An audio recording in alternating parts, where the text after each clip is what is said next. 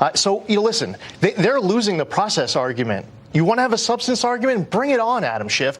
Well, tensions riding high on Capitol Hill, where today the full House is set to vote on a resolution outlining the rules of the Democrats' impeachment inquiry against the president. So what can we expect? Democratic Congressman Jim Himes sits on the House Intelligence Committee and joins us now. Congressman, you heard what Lee Zeldin said. This is a process argument and bring on substance, but he doesn't feel this is going to be about substance. Is he right?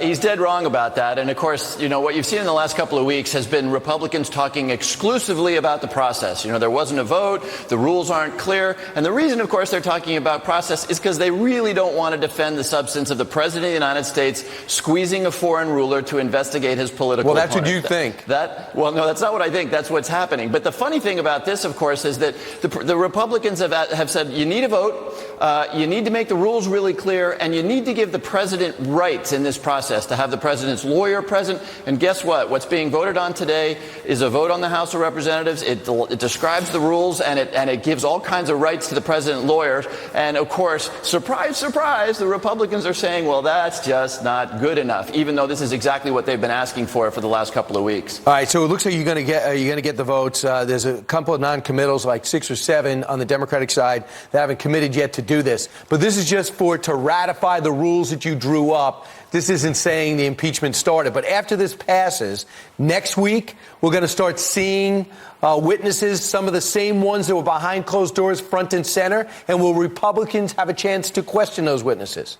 Well, remember, Republicans have had just as much time to question those witnesses behind closed doors for the last 2 weeks as the Democrats have. There's been perfectly equal time between the two parties. Right. And they, of course, will have exactly that right when we go to open hearings. Now, I don't know if it's going to be next week. In fact, I know it's not going to be next week because the Congress is out of session next week. But at some point in the future, yes, the transcripts will be released. Everybody will see that people had equal time to talk to the witnesses. But and Congressman, can I back up 1 second? Yeah. It is different. It is true that Adam Schiff would just tell a witness, you don't have to answer that question.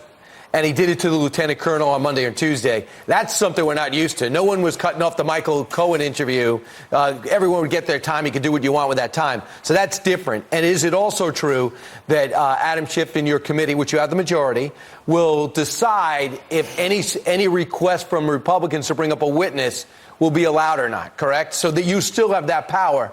So committee chairs for 240 years in this building have had the authority to say that line of questioning is out of order. Adam Schiff felt, and I was in the room, and I don't want to get into the details, but Adam Schiff felt that some of the questions that were being asked, the answers would point to the identity of the whistleblower who has the right to remain anonymous. Now, remember, the whistleblower doesn't really matter anymore because people who were in the room for the phone call, they've told us what happened.